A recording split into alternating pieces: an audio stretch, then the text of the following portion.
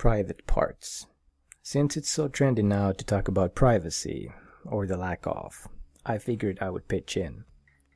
I have not really been concerned about my privacy in social media, except for who in my social circle sees my Facebook updates. I have it set on close friends by default, since I don't want to think if some of my links, comics, or own posts might offend someone. It's not that I'm afraid to offend anyone, it's just that I don't want to. However, that has started to change lately. My filter to change to friends instead of close friends has become less and less strict. I don't think it's because I don't care, it's just that I have moved from sharing borderline morbid humor to inspiring material, art, and otherwise cool stuff. Don't get me wrong, I still have my rather weird sense of humor left. It's just that I realized that I would rather make other people inspired than make them chuckle for a brief moment. If I would have to choose between those two, that is. Anyway, back to the privacy issue.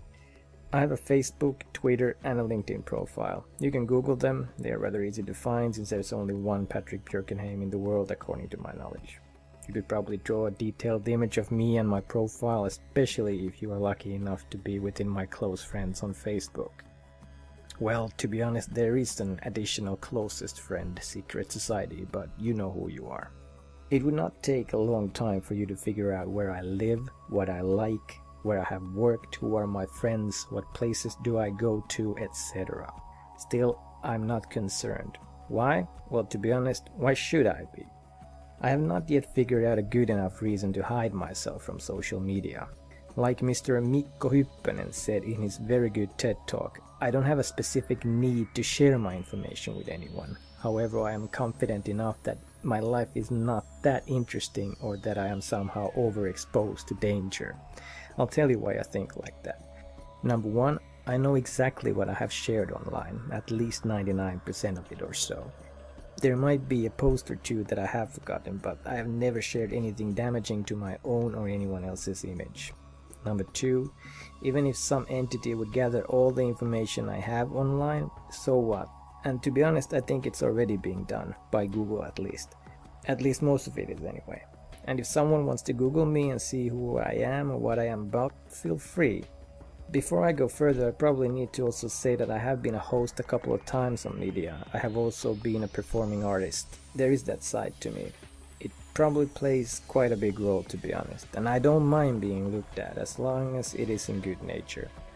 Number three. Even if my identity would be stolen, I have worked in areas dealing also with privacy within finance and telecom industries in the past. I know it is not that easy to just cause big personal damages to someone, and in the unlikely event of identity theft, the law is luckily on my side. Media just likes to exaggerate a lot. You should not obviously make it super easy for someone to steal your passwords or overshare your most intimate events to people you don't want them to be shared with. There is one thing that I don't understand, and that's mainly on Facebook, and that's when people have like 1,000 plus friends and then they wonder if someone who they barely know comments on their pictures, and then they go like, ew, creepy, who are you anyway? And stuff like that. It's funny, but it's not very well thought. To conclude, sure, I would not perhaps prefer my entire personal online profile to be accessible to anyone by an entity which has an algorithm to pull it all together to a nice form. And I do realize there are people unlike me, people who want to use the internet, maybe have some part in social media, but who absolutely value their privacy and want to keep it to themselves. I like the fact that it requires at least some effort to find everything there is to know about me.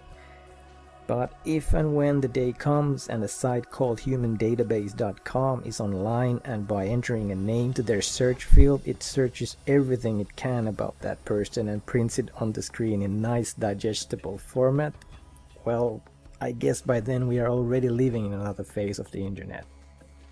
And by the way, try linking your Facebook profile to wolframalpha.com. It requires a quick registration, but it is pretty interesting and might paint you a picture about how things might end up looking one day. Thanks for listening. Until next time.